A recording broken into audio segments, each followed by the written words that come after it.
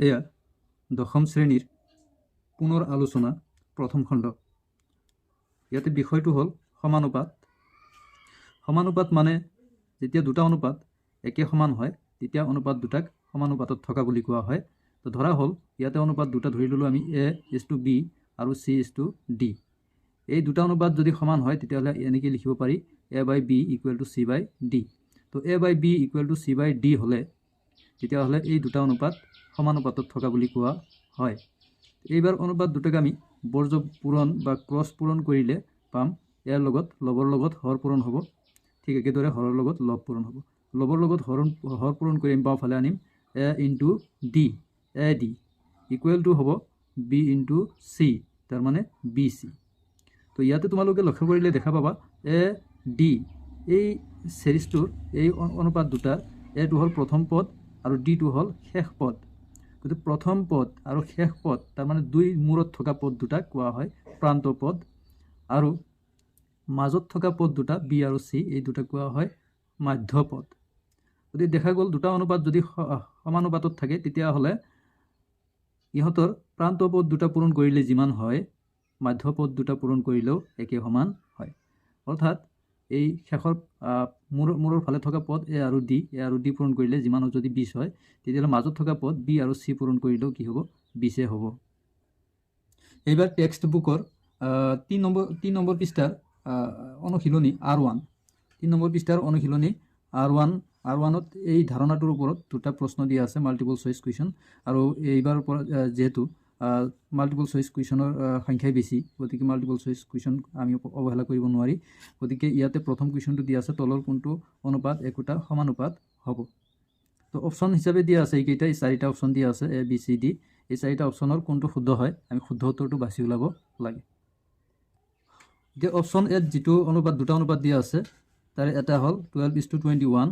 12:21ক আমি লিখিব পাৰি এনেকৈ 12:21 মানে 12/21।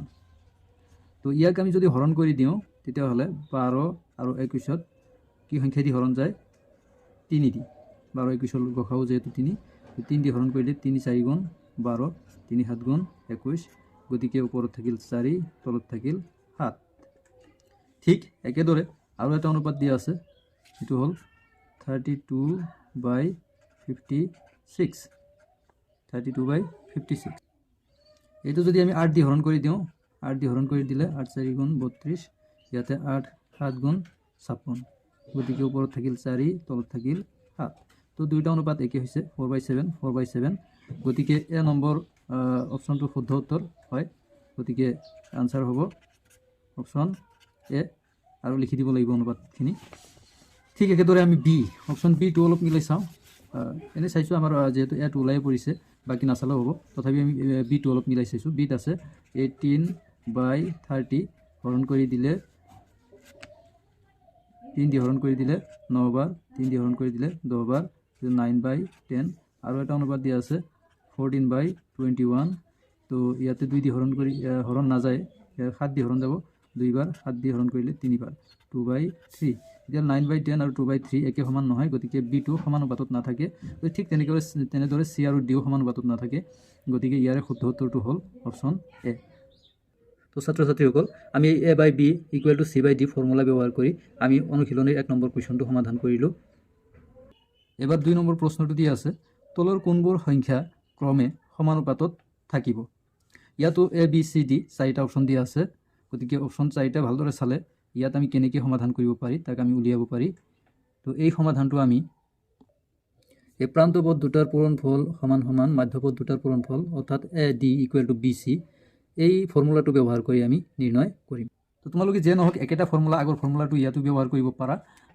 তথাপি সুবিধাৰ কাৰণে আমি AD = BC অৰ্থাৎ প্ৰান্তপদ দুটাৰ পূৰণফল সমান মাধ্য দুটাৰ পূৰণফলৰ সমান হয় তাকে ইউজ কৰিম। তো তাকে ইউজ কৰিলে এইবাৰ আমি ইয়াতে কি লিখিম এইবাৰ অপশ্যন এ দিয়া আছে গৈ 2 6 6 8 দিয়া আছে।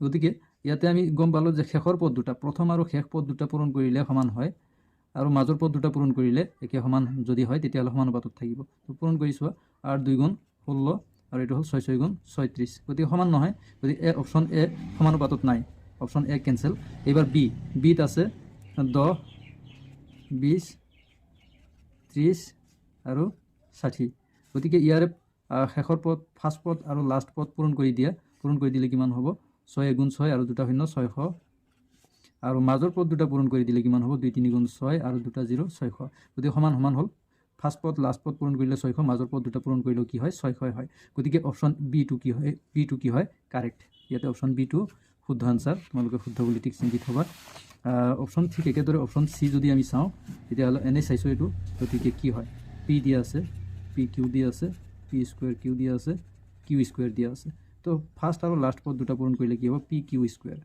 কি হ'ব P Q square P into Q square পূৰণ কৰিলে পি কিউ স্কুৱেৰ মাজৰ পদ দুটা পূৰণ কৰিলে কেতিয়াও সম্ভৱ নহয় সমান হোৱা পি আৰু পি স্কুৱেৰ পূৰণ কৰিলে পি কিউব হ'ব কিউ পূৰণ কৰিলে কিউ স্কুৱেৰ হ'ব গতিকে এই পি কিউ স্কুৱেৰ আৰু পি কিউ স্কুৱেৰ সমান নহয় গতিকে চিটো সমানুপাতত নাথাকে ঠিক একেদৰে